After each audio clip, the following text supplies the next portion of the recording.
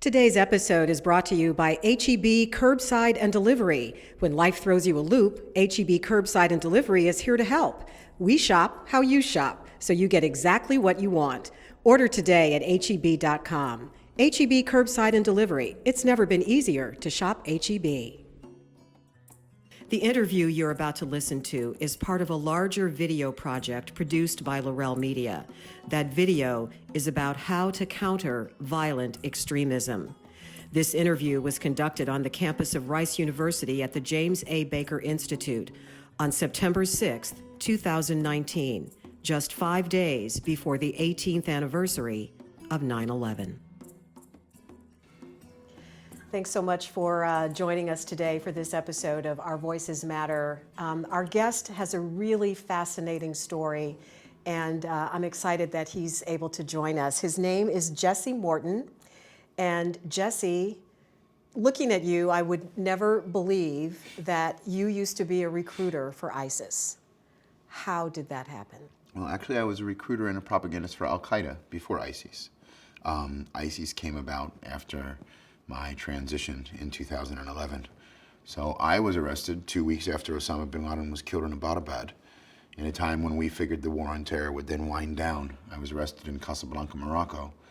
And it's interesting because an American kid like myself to go so far down the rabbit hole of jihadism is one of the conundrums that has plagued us throughout our current era in the post-war on terror era particularly. And by all accounts, I should have been just a general all-American boy. I was born in Pennsylvania, rural Pennsylvania. My father was a sort of New Jersey affluent kid, son of a lawyer, an attorney, and went to study at a liberal arts school in rural Pennsylvania and met my working class mother. And they conceived me and got married because of my birth. And they should have never been married because they were not a good fit. My father became an adulterer. And on my father's side, I actually go all the way back to the Mayflower. I'm a descendant of John Adams. Really? Yeah, of American sons and daughters of the American Revolution on my father's side. And so here is a situation where an affluent New Jersey boy goes to rural Pennsylvania and impregnates a working class girl, and it causes all sorts of havoc. But my father was a counterculturalist, so he was a far leftist. And in that era of the 60s, this was quite popular, but it wasn't a good fit. And my working class mother certainly suffered because my father started to commit adultery at a very young age. As long as I can remember, my father was coming home very late at night, and I could watch slowly over time as the pain crept into my mother, and she started to take out her own rage and frustration on me. And she started to beat us, my sister and myself. I'm the oldest of three. And I developed this serious understanding that I was supposed to sacrifice myself and sort of accept suffering as sort of like the reason for my very existence. Because in that suffering, I had to protect not just myself as I was developing, but my younger sister. It's important to say this because there's a good part of radicalization that sort of has this benevolence to it, where that ability to sacrifice yourself for something greater is what kind of drives it, but that willingness to accept violence and hate in order to attain some sort of cause is the negative sort of problematic aspect of it. So a lot of times extremists have legitimate grievances. It's how we go about addressing them. And so I developed this ability to sacrifice myself for a greater cause, looked at my society as having betrayed me, and as the beatings continued and no one in my society intervened, I ran away at the age of 15 and took to the streets, first in New York City, and then became a countercultural leftist like my father, but I traveled with the Grateful Dead and these hippie bands and lived a very hippie lifestyle until I started to identify with the autobiography of Malcolm X one day in jail, and it led me down a path of searching for something that would give me stability, and I found it in Islam, but I also found activism, and in the context of the post-war on terror era. And as we ran between 9/11 and the invasion of Iraq, I saw myself as someone who allied with the enemy. We were in a period where you were either with us or you were with the terrorists, and I think most of the people recognize that democracy, freedom, and the American system certainly could not be equated to the system the terrorists wanted to impose. And I chose the other side because I didn't know how to relate with the society that I was born into. How did you you say you chose the other side. So how did that happen? I mean, because this was not an online thing happening at this Not at the point. time. So how were you drawn into it? So there was online activity. This was the age of the internet, but it was the age that preceded the transition into social media. So there was no Facebook. So my drawn into it was I converted to Islam in Philadelphia, which has a very rich tradition of Islam in the hood that goes back to Saudi Arabia. So Saudi Arabia created a university called Medina University, and they targeted African American imams for disseminating their fundamentalist ultra-Orthodox view. And one of the cities that predominantly was affected by this massive oil money campaign to send fundamentalist, what we call Wahhabist Islam, took root in Newark, New Jersey, and Philadelphia. It's really the hub of a very fundamentalist community. So by haphazard circumstance, I converted in a city that gave me already exposure to people that were taking the religion seriously and taking the text seriously. But I couldn't reconcile what I had accepted as an ideology with a behavior that I was still frustrated, traumatized, suffering from addiction. And so I found myself in trouble. And I gravitated towards ultra-Orthodox Islam and a politicized interpretation of Islam when I met a recruiter in Richmond City in Virginia. I was incarcerated for 40 days, and this is where all of the criminal lifestyle just dropped. Because I met a recruiter that was a veteran of the Afghan-Soviet jihad. And for 40 days he sat and he taught me how to pray in Arabic, and he taught me how to fast, and he taught me how the rules, and he read the Quran with me. And then one day we were in the back of the cell, and an African-American Christian stands in front of our prayer. And he won't move, because when you call the Muslim prayer, you call loudly, Allahu Akbar, Allahu Akbar. And he was perturbed by this. And there's a narration attributed to the Prophet Muhammad that says, if someone stands in front of your prayer, gently move them to the right. But if they don't move, then stand up and fight them, for verily they are a devil. So I'm not knowing this information even exists. And this little Moroccan guy gets up and tries to fight someone 3 times his size. So he's taught me a system and a way of life that's going to give me stability. And I have had no parenting. I have raised myself. I have been on the streets for several years. And I'm enthralled by the idea of 5 prayers a day, ending the trauma, having structure. This idea of not intoxicating myself is great for me. But here comes this guy who's going to get beat up. And in the end of the day, he sits back in the back of the cell. And I say, why did you fight him?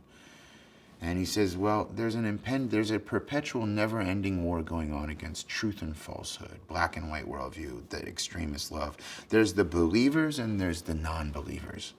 And he says, and we're living in a very serious age of apocalypse, what they call malhama. The battle of Armageddon in the Islamic world exists very much like it does for some fundamentalist Christians.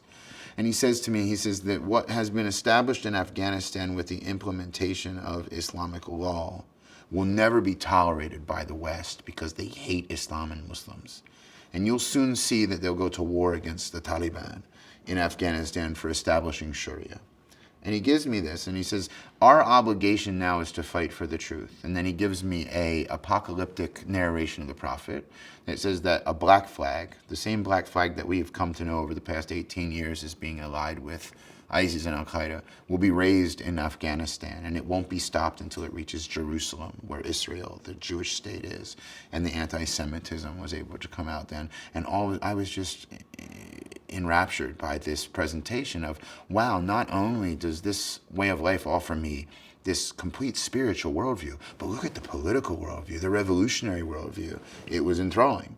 And so that was an in-person interaction that set me on a trajectory that I walked out of there in the end of 2000 when the internet was already up and running.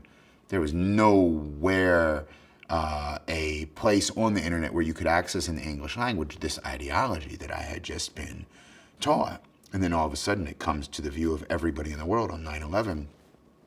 And everybody's sort of sitting there and they're shocked and they're in awe. And for me, it was like, wow, what he told me was true. And I sat back and watched, and as we entered into this new era, I started to find myself identifying more with the terrorists than I did with my own people, and adopting this very black and white worldview that he planted the seed for. And then I did start to navigate online, and and start to research. And I was a quick learner. So over the years from 9/11 until 2004, when I started to preach, in 2005, when I really started to preach, I lived, breathed, ate, and slept this way of life, this system of thought. When you say you started to preach, was this in mosques, are you saying, or just preach the ideology to? My story is very difficult because I move around so much. So when I was released from my 40 days with Hassan, who radicalized me in Richmond, I had nowhere to go. I was a hippie living on the streets up until that point. So I went, and the only place I could find to live was Syracuse, New York, in a Salvation Army. And I was in a Syracuse, New York Salvation Army, working 40 hours in their drop-in center in order to earn my bed, trying to figure out what to do, but living as a practicing Muslim. And in the aftermath of that period, the country was confused. And about 2 weeks after, they found out that I was this Muslim, and I became sort of the focus of attention. And they came to me and they asked me politely if a Christian program was a good fit for me. And they said, if you don't feel comfortable here, we'd like that you don't promote your religion or that you don't practice your religion openly. And I was okay with that, but it turned into more and more pressure. And it's okay, I understand in retrospect. It helped to radicalize me, but everybody was scared during that time. It's a tendency to react to the circumstances of the time in a way that I can get my mind around them, but I felt confused and oppressed, so to say, back then. But I brought it on myself because I was pretty arrogant about my newfound, there's no greater Catholic than a new Catholic, and there's no greater Muslim than a new Muslim. So in that context, I told them I wanted a Greyhound ticket to New York City. And so I ended up on 145th Street in New York in Harlem as a white convert to Islam who knew the religion and wasn't afraid to speak about it. And I became sort of this something to point to. It was like the white guy that is Muslim and knows how to articulate himself and loves Malcolm. So I was able to, that interest that piqued my interest and curiosity in Islam, the autobiography of Malcolm X, I saw myself in the context of a post-9/11 era as being offered a gateway into becoming Malcolm X. So I started walking around on 125th Street and speaking, and I met a bookseller. And the bookseller was selling the conspiracy theory books and some. I mean, a lot of the stuff is competent work, but he liked the idea of me speaking because people would stop. Because here's a white guy on the corner of 125th Street and Amsterdam Avenue talking about how African Americans need to go back to their roots and recognize that 30% of the people that came over on the slave ships were Muslims and that their religion had been taken away from them. And just the spiel, that was a lot of just heightened rhetoric. Some of it true, but exaggerated. And then in the critique of the Iraq War, that your loyalty should not be to this country and occupation and imperialism. I thought it was Malcolm. But what it did was it opened me up to explore and make connections with even more extremist groups. I was radical then. And then one day, the Muslim Day Parade occurs every year in New York City. And they walk from 96th Street on Madison Avenue all the way downtown to like 20th Street or something. And I decided I wanted to attend. And I walk along and I'm like, look at these hypocrites, American Muslims with American flags, promoting their patriotism. And the NYPD marching band was there. And I get to the bottom of the parade and I'm standing behind a Pakistani kid, and he has this one side of his face is painted green for Pakistan, the other side is red, white, and blue for the United States, and he has these flags hanging out of his backpack, and I'm like, oh, this is just disgusting. He's betraying his identity, should solely be Muslim. And I look to the left, and here's a black flag waving in the wind. And it's an organization called the Islamic Thinkers Society. They were an offshoot of probably the largest and most notorious English language, I didn't know this then, but English language network of propagandists that were allied with Al-Qaeda in the post-9/11 era. I walked up, they had a video screen that was powered by a generator. George Bush, this crusade is going to take a while, and then framed with these pictures of dead Muslims, and my heart starts to race, and pictures of just evoking this idea that the Americans are waging a war against Islam, and then this big poster that says the caliphate system. The system of the Muslims is the caliphate. Khilafah is the only solution. And they are selling T-shirts, and people are gathering around the table. The T-shirt in Arabic says, "I love jihad." And I didn't hesitate at all. I walked up to them and I said, "I want to join you." And within a matter of 2 years, I became their most prominent speaker. I befriended a Jamaican cleric who was incarcerated in the UK, who had radicalized Jermaine Lindsay, one of the 7/7 bombers that attacked the subway system in 2005. And I stayed with the Islamic Thinkers Society, where I cut my teeth in learning how to promote on the street. They had street engagement, street dawah, so they called it, street proselytization. And the Jamaican cleric and me start to write each other, and he comes home at the end of 2007. Now, the interesting thing about my story is, while I'm a radicalizer going by the name of Yunus Abdullah Muhammad, I never changed my name legally. So my legal name is Jesse Morton. And Jesse Morton in Harlem was given access to a great program there that got me an ability to apply to school and get a scholarship to college. By this time, I was working as a certified substance abuse counselor, mental. So Islam gave me stability to get my life together, and Jesse Morton was doing great. But he had an alter ego. Worlds, exactly. Two parallel worlds. Right, so I'm Yunus Abdullah Muhammad over here when I could be. And in 2007, I always have this tendency to self-sabotage, and I get accepted to Columbia University. And so my teacher, as I start my first semester in 2007, my teacher pulls me aside and he says, "I need you to talk to me every day, because liberal education is going to make you leave the truth." And I was like, "How dare you try to control me like that?" And I got upset. But rather than open my ears up to what I was hearing at Columbia University on the campus, I shut down, because I had contact with a Jamaican cleric who was even more extreme than the teacher that dropped me off at Columbia my first day of school. And rather than get less radical, I decided that I should give credence to the Jamaican. And when he came home at the end of 2007 on my Christmas break, I launched not only the very first English language jihadi magazine, but rather than the old organization doing things on the street, we were going to do things on the street too, but we shot everything on video. And everything went uploaded to this new platform that was going viral called YouTube. So you were at the forefront of the movement of those glorified videos. We created it. The transition into social media 2.0 from jihadists in the English language, that was conducted by a small handful of jihadists in the English language, even before the jihadists that live in the Middle East adopted those platforms. We were the ones that paved the way for that. So those platforms that still exist. So let's fast forward just for a moment to let our audience know what you're doing now. Your company is called Parallel Networks. Yes, indeed. And share with our audience what that is and what you're currently doing. So Parallel Networks is based upon a philosophy of my taking away, after a long time of reflection on how I got in and how I got out and where I should go from here. Parallel Networks is the best way that I can encapsulate what needs to happen if we're going to combat the threat posed by violent extremisms. And I use the plural because they all intersect off each other. There wouldn't be as much support for right-wing extremism if there were no jihadism, and there wouldn't be as much support for jihadism if there weren't right-wing extremism. And now we're seeing reactions to the right, on the left, that might lead to similar dynamics. So in an age of intersecting extremisms, I think that it's safe to say that the only way that we'll be able to deal with the threat is to understand that extremists offer networks that satisfy needs, and they encapsulate narratives. And that the only way that we'll be able to deal with it is not by providing a message alone and in isolation. Extremists offer a message, but they don't do so just a message. They also offer meaning, significance, purpose, family, camaraderie, right? And identity, and other factors as well. It's a comprehensive, holistic system. It's an ecosystem in media.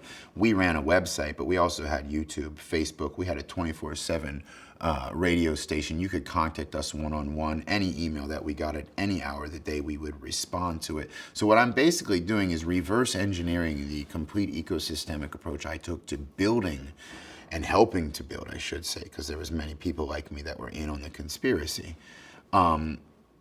Learning what I learned from doing, I'm now reverse engineering it. So a parallel network is a network that offers that same comprehensive worldview, same comprehensive ability to get 24/7 engagement, same ability to offer a coherent, not just that those people are wrong, but that here's something to believe in, but it does so on principles that are antithetical to hate and extremism.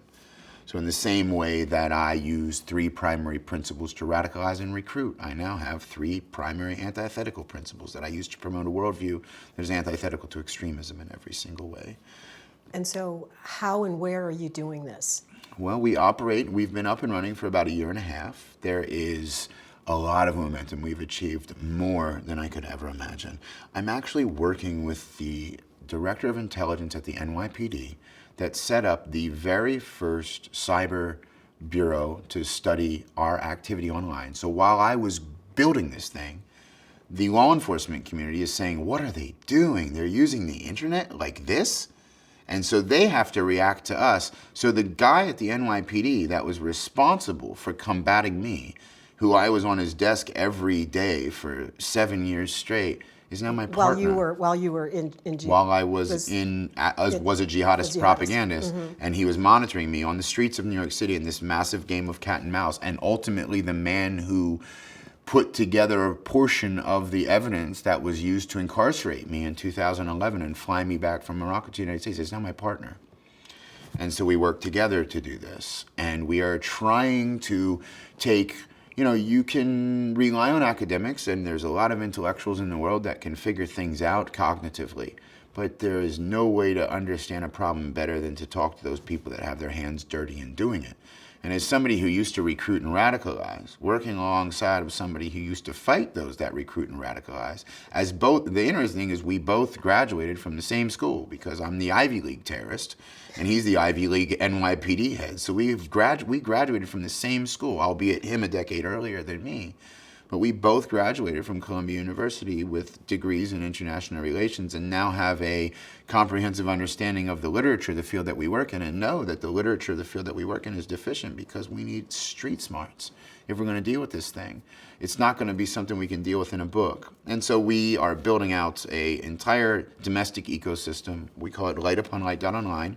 We have a campaign called Control, Alt, Delete, Hate, to control the space between stimulus and response, to recognize that human beings can get just as much in addressing a grievance and fulfillment from a non-violent means of addressing legitimate grievances as they can from violent ones. We just have to create avenues for people to have an alternative to address pain, frustration, and grievance, to control that space, to alter that course, and then to realize that in an age of intersecting extremisms, we all have something we can do, like this podcast, to delete hate, to eradicate polarization. So Control, Delete, Hate is our paradigm for personal and collective change. And then we offer Shift Hate, which is support and help for individuals and families touched by hate. That's a 24/7 helpline that you can call, and you can get services by a former extremist like myself on the jihadist realm. We work with former right-wing extremists. We have one former left-wing extremist. We work with former gang members. We work with victims of extremism. And we're trying to create a robust system and raise awareness in every city across this country so that people call that hotline number. Then we have Save Hate, which is our Society Against Violent Extremism and Hate. This is a network of people that we call shapeshifters, people doing things locally, like yourself on your podcast, that are promoting things that are overcoming and attacking the problems that we face today at a higher order of consciousness, but putting them together in a collective, because only networks can combat networks. So we're creating a parallel network with the lightUponLight.online ecosystem, having a lot of fun doing it, making a lot of inroads and actually getting stuff to happen. We've been stuck in a quagmire with regard to whether or not government funding should be involved in this space. And we just got away from that, and we just went out and we do it. We don't make a fortune off of it. Mitch, my co-founder, he already has a quality of life and he cares about the cause. So he doesn't require a lot of funding. And we put this together, basically out of the back of a trunk, if you really look at it. And we're having a lot of fun doing it, and we're learning a lot. And it's such needed activity, especially because over the year and a half that we've been up and running, things have only gotten worse. So you said that you've engendered a lot of support. You also have engendered a lot of death threats. Yes, this is part of the territory. So talk to me about that. So, anytime that you leave, the very definition, the requirement of somebody becoming a violent extremist, you can be a radical, all right, and not think that everybody that disagrees with you needs killed. But where violent extremism gets dangerous is that violent extremism literally requires you to dehumanize another and to black and white, binarily, dualistically compartmentalize your world so that there is you and your group and there's everybody else. And so even other Muslims are part of the everybody else. In fact, other Muslims that don't know the true Islam are worse than everybody else, right? And so the problem is when you commit apostasy in Islam, you become a primary target. So we have people like Ayan Hirsi Ali, who is a woman who grew up in Somalia. I know her. She's a beautiful woman. I have met and interviewed her. She's extraordinary. and she's still in hiding. And she lives under 24/7 surveillance with constant management. And she's a prominent figurehead that should, by all accounts, not even have to go into spaces where her life is at threat. And so, yes, I experienced the same. When you deal with extremists, anything that shatters or even casts a seed of doubt into that black and white world causes them to go into their, well, I know for a fact that trauma has a lot to do with it. And the traumatized brain is stuck in fight, flight, or fright, right? Or freeze. And so a lot of that knee-jerk reaction is fight. Because especially when you can't argue with what I'm saying, because I can deconstruct this ideology better than 99.9% of people on the planet. If you put me in front of a jihadist scholar in the mountains with ISIS, I will refute him. Plainly, clearly, calmly, coolly. His only reaction to that is going to be, well, I can't argue with you, so I might as well kill you. And so this is what happens online. But we have to make ourselves...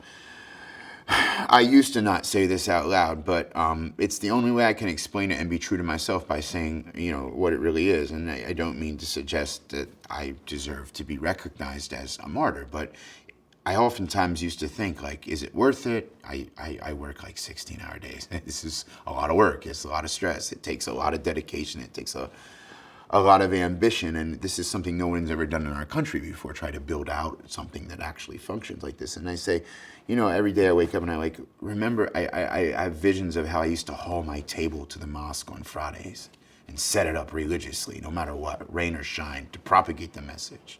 And how I was willing to die and drag my kids through mud and move to Morocco and fly and drive a woman crazy because I was stuck on my idealisms, and how I used to always turn and say, well, that's what martyrdom's for, and that's what we're racing towards, and that's what we're trying to earn. So if I was as willing to die for such a heinous ideology, I think that people, in sincerity, if you were just as willing to die back then and you were sincere about it, you should be just as willing to sacrifice yourself in this realm. And we take precautions so we don't put other people at risk. And truth be told, it's a lot of hot-headed chatter at this point. This threat posed by jihadism is going up and down and up and down. And right now we're in a period of contraction. This is the period where we need to get our hands dirty, because there's a lot of hypotheses or scenarios you could concoct in your head. Just say we pull out of Afghanistan tomorrow, the jihadists claim victory. All of a sudden their message has more appeal than it did 2 days ago, which looks like it might be on the horizon. Let's say there's another economic cyclical downturn like 2008. We start to suffer, and they start to say, look, it's because they've been wasting their time and their money and their resources on the Muslims. Muslims are responsible for this cyclical downturn, and victory is nigh. And then the calls start to go. Let's say ISIS resurrects itself in Syria or Iraq. These things have happened repetitively. In 2011, when they arrested me 2 weeks after they took Osama bin Laden off of the battlefield, we thought the war on terror was over. And 3 years later, we were sending troops back into Iraq because ISIS announced a global caliphate. So what we're doing now is preparing. And right now, there's not a whole lot of risk, I would say. I mean, it only takes one crazy. But when I first started doing this, in the height of the peak of ISIS in 2015, when I got out of prison and I started to work as an informant for a few years before I was outed by the Washington Post as an FBI informant, because I went back after prison and started to work in the field, in the trenches with the FBI. Then it was high risk. But why did you decide to leave? What was the turning point for you? So I threatened the writers of South Park for portraying the Prophet Muhammad in a cartoon. Now, we all, by this point, know cases of people that have caricaturized the Prophet Muhammad and have been the cause of massive international conspiracy. If there's one way you want to rile up a lot of Muslims, it's portray the Prophet Muhammad. Now, the writers of South Park, as humorous as they are, were very crafty. So they didn't portray the Prophet Muhammad. They portrayed Prophet Muhammad in a bear costume. And so humorously tried to get around the prohibition, but we still found that this would be great as a recruitment tool. And so we threatened them. We put a picture of Theo van Gogh, the ally of Ayaan Hirsi Ali, dead on a street in Amsterdam, and predicted that the writers of South Park would likely end up dead like Theo van Gogh. Right? And then we also showed links to where they might be living in Colorado, which was actually their addresses. And that was the point where we had spent many years walking up to the line of free speech, but that actually broke the law, and I knew it. I wasn't responsible for the post. I issued a clarification statement, but about 2 months later, Al-Qaeda in the Arabian Peninsula, my old associates that had moved and joined Al-Qaeda, launched another iteration of an English language magazine I started before they left, and they launched a death threat against people that were involved in the South Park scandal. They also included an article called How to Build a Bomb in Mom's Kitchen. That article, which is a continuation of a template that I established, has been used in innumerable terrorism attacks since. And so I ran because the person that originally threatened the writers of South Park tried to travel to Somalia to join Al-Qaeda's outfit in Somalia, and he was arrested. 2 days after he was arrested, I was on my way to Morocco to flee from what would ultimately be my own criminal charge. I get to Morocco. My wife is from Morocco at the time. I have one child, newborn kid, and another on the way. And I've just basically thrown away an opportunity to have any semblance of stability, thinking that I have to live there until I figure out what's going on. So I start to tutor Arab millennial youth that are wanting private tutoring for GRE and GMAT training, which are the tests that will get you accepted into graduate schools in the West. Mm-hmm. These are kids that want to study in Canada, the United States, and the United Kingdom. And I'm tutoring them, and all of a sudden the Arab Spring breaks out. And here I am, this fundamentalist Muslim who believes that the future of revolution in the Middle East is supposed to lead to a caliphate, but nobody in the Middle East wants anything other than freedom of speech, right to vote in elections, and the same things that I took for granted my entire life. And so in the process of my dialogue with the students, a little seed of doubt in what I was believing in, this totalitarian, we have to force our view of the world on others, starts to recognize that there's really only way you could hold any society together is if the people want it. You can't force people to believe in anything. That's why the Middle East is not working, because Morocco surely was not working as an efficient system, not what I was used to coming from a democracy. And it cast a seed of doubt. And then I was ultimately arrested, and I spent 5 months in a Moroccan jail. And the Moroccan, they don't have a lot of different press outlets. They don't have First Amendment. So they have national press. And in the only newspaper in the country, I was on the front page, American Al-Qaeda. And so I became this legend in this jail. And a famous jihadist scholar went from one part of the jail all the way to the other because he wanted to meet me. And I thought he was coming to pay me homage and respect. And he just wants to talk to me about my life. How did I get to where I was? And he wanted to walk with me by myself, not with any of his followers around him. And he didn't know it, but a month later he was let out of prison because he had changed his views. And I felt like something was different. And so for 4 months additional after that time, I sat through a Ramadan where he started to write for the Moroccan national paper op-eds about why he was renouncing his old belief. And that was the first time I had contact. This was a man I had translated his Arabic speeches into English because they were so powerful that even English adherents would be motivated and moved by the content of his discourse. And here he gets out of prison and he changes his views, and he touched me. And this is my first contact with the power of a former extremist. The United States government came to pick me up. They flew me home on a private jet to Alexandria, Virginia, where they housed me preemptively while I awaited charges. I was facing life in prison. 23 hours a day in a cell, solitary confinement. And there was a young guard there who got to know me. And she's like, I looked into your case. And she's like, I don't understand why they have you in solitary. And you're with rapists, you're with murderers, you know, solitary's rough. And so she said, for 10 hours, 4 days a week, she would come to work. And on those shifts, she would take me for the most part of her 10-hour shift. I would go, she was third shift, so it was late at night, nobody in the jail. She would take me all the way to the law library. She'd let me up there for the whole shift, but the law library had the general library of the jail in it.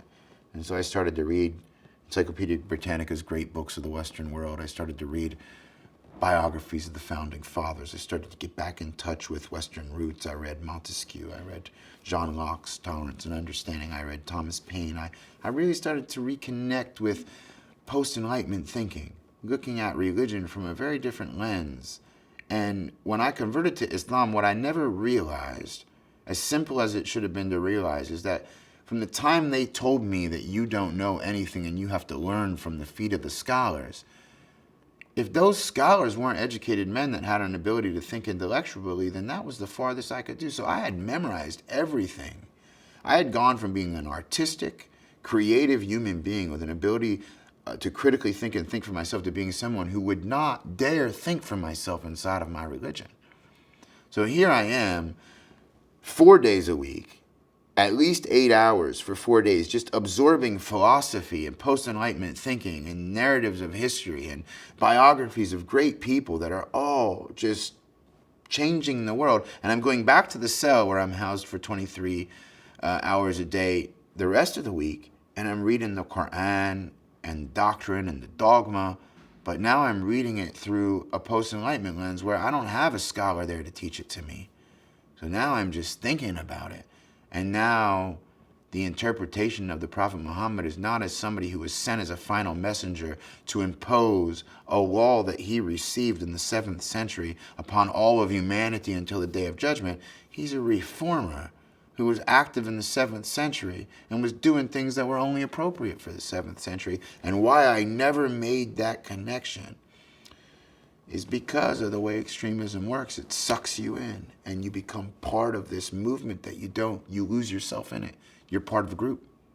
And groupthink absorbs everything that is your own independent, individualized thought. And it can happen to anybody that absorbs any ideology, even nonviolent ones. It can happen when it might be a good thing, right? But it happens. And so I reconnected with myself. And so by the time I was facing life in prison and I agreed to plead guilty to 3 charges that carried a maximum of 15 years, and in order to get that deal, I had to meet with the FBI. And the FBI comes into the room and they're like, we have to do a debriefing process. And if you lie to us, we're pulling your plea. And so here's this little white girl from New Jersey who's an FBI agent with the guy that flew me home, Secret Service. And all of a sudden, one day, this woman looks at me and she says, I think something's different about you. And I'm like, okay, here we go with the good cop, bad cop thing. Well, you're going to stop that now, people. But over time, it became apparent that she was thinking that there was something different, and she was learning, and she was asking questions, and it was weird because she seemed real different, real nice. And a kid was locked up with me in solitary, and he had gotten arrested shooting at the Pentagon, and he had done some damage to the Arlington Cemetery, and he tells me that there's 2 people out there that are waiting to carry out the attacks I had planned. And I don't know. I was faced with the conundrum. Do I tell the FBI or not? And I told him, I said, it might be just jailhouse rhetoric, but it ended up being true. And that was the beginning of the development of trust that by the time I got sentenced to 11 and a half years, the judge called me up to the courtroom, to his podium, and he said, Mr. Morton, I hear really good things, and I'd like to resentence you in front of me someday. So I'm going to give you an opportunity to live close to your family and to continue to work with the FBI agents. And a lot of my students started popping up in Syria. And so a lot of those students were the ones that were radicalizing and recruiting and trying to give people the operational skills they needed to carry out attacks. They were operating from Raqqa. And they were willing to buy into a narrative that they were sending me clandestine emails to anonymous email accounts, that my wife was writing those emails down and giving them to me in contact visits, and then I was able to handwrite responses. And in reality, the FBI was able to thwart the information, and we were able to ascertain where they were and the plots that they were up to. And the FBI then started to realize that I was real, and they started to ask more and more questions about how they might be able to deal with this threat, domestic, and we started to develop relationships, and I became just, the woman that advocated for me in the FBI, I will be forever indebted. They were amazing. The black and white worldview eradicated, and I went back in front of a judge, and they said that it was some of the most extensive cooperation they'd ever seen, and they left me out after 3 years and 8 months. Wow. And so by the time I hit the streets, I had completely deconstructed my worldview. But I was in there when Boston Marathon bombings happened, and the people that did those Boston Marathon bombings used the recipe that we published in that magazine. How did that So make you feel? I vomited on that one. I was in there but when I met this one kid, he met me when I was active, and he didn't know anything. He was an idiot, kid from Florida. And I watched him radicalize, and I radicalized him. And he wrote me a letter from Syria, and he said, I'm sitting here swimming, and we've just announced the caliphate. And I'm in the Tigris and the Euphrates, and we're having tea. And I'm here with brothers from all over the world, from Belgium, from France, from the UK, and they all know who you are, and they send their thanks and their gratitude, because they all say that you played a role in their arriving at the truth. And I certainly hope that the West doesn't intervene, because if they do, they're going to regret it, because we have brothers here that they don't even know about that are all ready to go back to their countries of origin and carry out attacks at the will of the state. We're growing, brother, and I feel honored that I'm able to live through this time when the caliphate is reestablished. I preached the reestablishment of the caliphate for years. I went numb.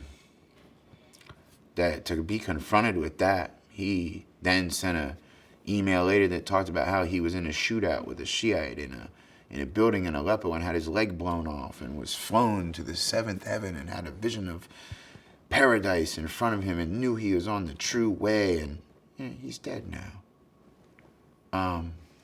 And I met him, and he was just a kid. Just an ignorant kid. And so, yeah, those are the kind of stories that while I was in prison, nothing I could do. And you feel like you're betraying people, but this is also a person who was then residing in Raqqa, Syria, sending operational instructions to people in the West that were not any longer being told to come join ISIS, but were now being told to go out and decapitate people in the street. So it was a rough time to look at the fact that if you had asked me whether or not my preaching would have had an impact to the point that ISIS did, I would have told you there's no way. We're just a fringe group. So when you look back at that, obviously you've dedicated your life at this point to try to correct the wrongs. Mm-hmm. How do you deal with knowing what you did and literally the lives that were lost as a result of your actions? I wake up every day and I do everything I can do to make amends without burning out, because there's a lot of work to do in this realm now. And it's not just the jihadists, and it's not just the right wing. It's the jihadists, truth be told, and it's a long story, they're having their way with us. They're one step away from destroying the United States and the unipolar system that we had on 9/11. So what are we not doing that we should be doing to keep that from happening? You could think of 9/11 as a provocation that was trying to lure us into behaving in a way that was not congruent with ourselves. And in some ways they achieved that. Not all of us. But we have to learn how to react to hate in ways that are truly empathetic. And that's hard to accept, but it's really what has built the ability of things like the civil rights movement was successful, not because people were threatening violence. The most successful aspects of the civil rights movement were those that Martin Luther King attacked it at a level of consciousness that was greater. Instead of bickering, he was singing, right? But singing in a way that tapped into the root and the ethos of the era. Creativity. One of the three principles we use in developing our parallel networks are three. The promotion of a global democratic identity, that we are all one tribe. And that in a world blanketed by nation states, nationalism is good. It allows for governance and it allows for everything, but it's beginning to be outdated because we're all interconnected and our identities are transnational now. But that we still need to preserve some semblance of democracy. that democracy has given us the miracle that is development over the past 200 years, and creative pacifism, that creativity and consciousness separates man from beast, and that the only thing that's ever led to change that's been sustainable and progressive has been art and the utilization of creativity to attack narrow-mindedness with a creative response that's of a higher order of consciousness. And that takes us to our third principle, which is an enlightened humanism, that we don't need to measure everything that we do, that sometimes you can just act on principle and you can induce an enlightened reaction to something that just in that moment, if you're acting upon principle and you're sincere, everything around you feels that and it resonates. So I really think that what we have to do and what we're doing wrong is that we are allowing ourselves out of fear, fight, and flight, just like the terrorists want, to react in ways that polarize. We have a big problem with right-wing extremism right now, but we're basically equating anybody with a MAGA hat on to the next El Paso shooter. And that's what they did when I was active. They said that we were representative of the general American Muslim community, and we were laughing. Because what we did was we created the far right wing's hatred of the Muslims. And what that did was that gave us the polarization that we needed to say to the Muslim world, look at what the West really thinks about Muslims. You can't even have a mosque at ground zero. So we played right into your hands. And we wanted the right-wing threat to come. And what we knew is if the right-wing threat comes and they have to address that, the left is going to react, not with violence, but they're going to demonize, and democracy can't flourish in hyperpolarization. And it's written in the doctrine. I could take you to the text of Osama bin Laden himself, captured in the Abbottabad documents that were found in his home, where he said we need to force polarization because we're waging a war of attrition. He said all we have to do is go to any country in the world and raise the black flag and send 2 warriors. And they go wave there, and the Americans will waste money to spend treasure and gold and resources to try to address that threat. And he said, and it's easy to bait them. But he said we can think the domestic situation at home is, he described it as a dam separating 2 people, 2 villages. And he said that if we sailed with the Mujahideen waving the black flag up this river, right, we could shatter the dam because one people would go against the other people in how to combat the threat that was posed by a very small, insignificant number, but by exaggerating it, it could actually explode the dam. And he talked about how the war on terror was not just the embroilment of troops in Iraq and Afghanistan, but it had to do with their economic situation and how they were dealing with their health care and how they were dealing with their gun problem. This is all documented. And ISIS comes along with a doctrine called the management of savagery. That says that we need to force polarization in the West because democracy, as much as they tout it, can't work if they're divided into 2 camps. It'll burn itself out. They'll eat each other. And then in the place of them fighting and bickering, we can replace it. We create savagery and chaos so that we can manage it. They called it the management of savagery, and it's their doctrine. And what's the next step in that doctrine? To watch democracy fail and to watch catastrophe at home. ISIS just released their weekly newsletter last week and talked about the rising threat posed by right-wing extremists and the reaction domestically to the re-election of 2020 as the impending signs that victory is on the horizons. And this is the indication that they'll be back in Iraq as soon as that collapses and falls. And if I'm understanding what you're saying, we are the ones that have the power to change that by not allowing the divisions to happen and take place. We quote Viktor Frankl all the time. He said there's a space between stimulus and response. And he said in that space lies your avenue to growth and power. Because you can attack an Einstein. We always quote Einstein. It's just important because he said it better than any. He said there's never been a problem that's been solved by attacking it at the same level of consciousness that created it. We need a new enlightenment. We need a shift in thinking. We need to stop allowing ourselves to be provoked. And because that's what the animal does. You kick a dog. If the animal's an angry dog, he'll bite you. If he's not an angry dog, he'll run away. Right? But both are just rote responses. It's stimulus response. The human being can react in multitudinous ways and can come back and combat that kick in a way that conversates about it, or that asks, why did you kick me in the first place? Or that shows the person the negative ramifications of kicking. It's about being present, In the moment. In the moment, taking time to stop, listen, think, just be before you react. There's a tribalistic component inside of all of us. We are animals at the end of the day, but we are also of a higher order. So when we are stimulated, we tend to want to be tribal. And we tend to want to us and them, and to be with our tribe against another tribe. It makes the world easy. But we know when we live long enough and we take our time and we think that the world is much more complex than that.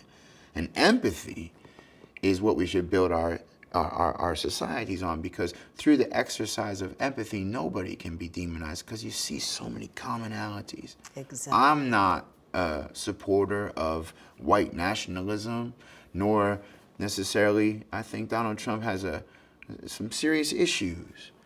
But I have to also take a step back and say, at the end of the day, he's a man, and the reason that people like him is because he presents himself as a person full of faults, and he embraces his faults, and they like it because he doesn't represent trying to betray or portray himself as somebody that he's not. They consider him authentic.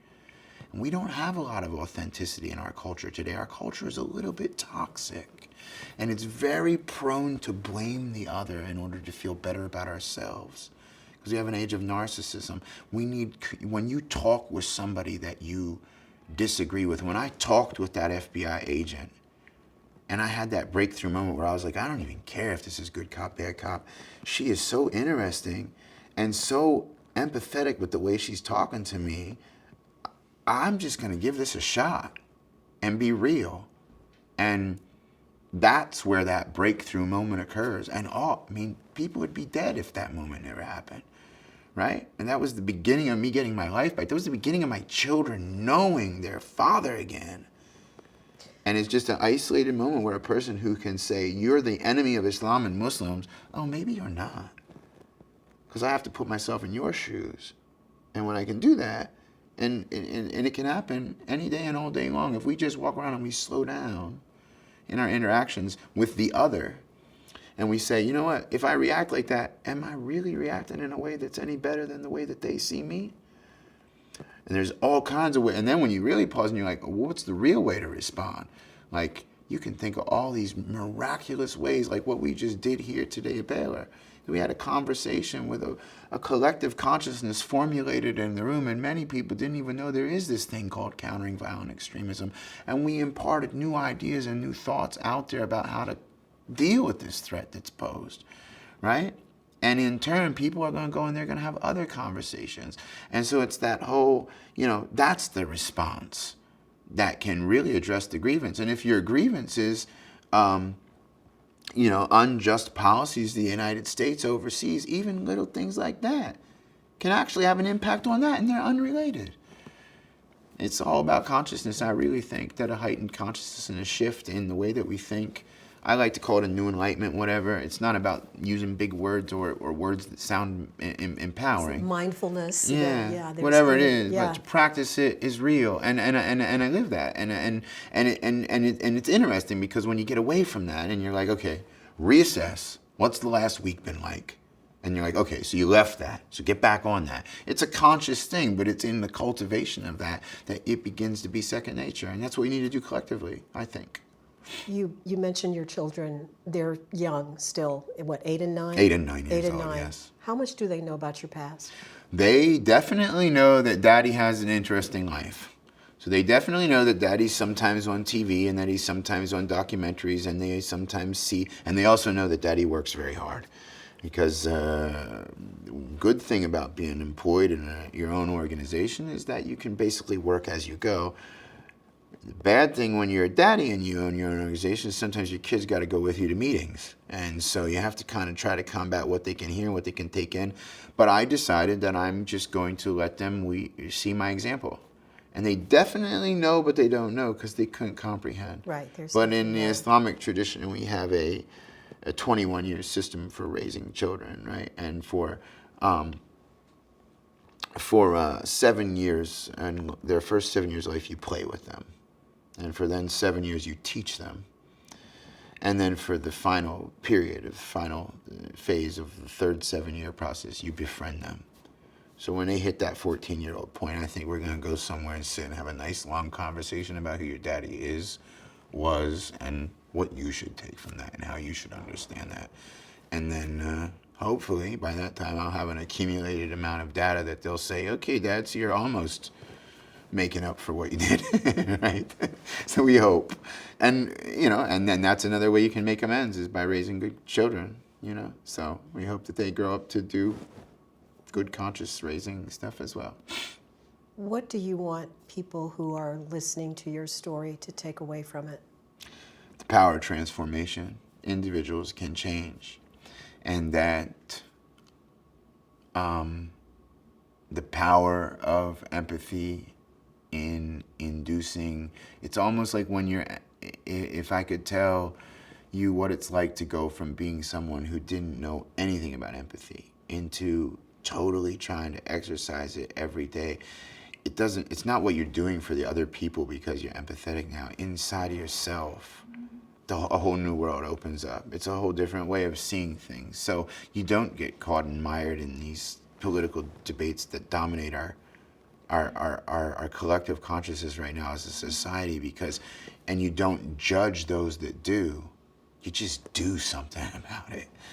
And then avenues like contact with people that you otherwise would have never come into contact with, and conversation actually has meaning. It's not just about, which movie on Netflix is the best thing to watch. It's not just about what football team is going to go on to win the Super Bowl. It's important. And that's what we need to do as a society. We need to start having conversations that touch into your emotions.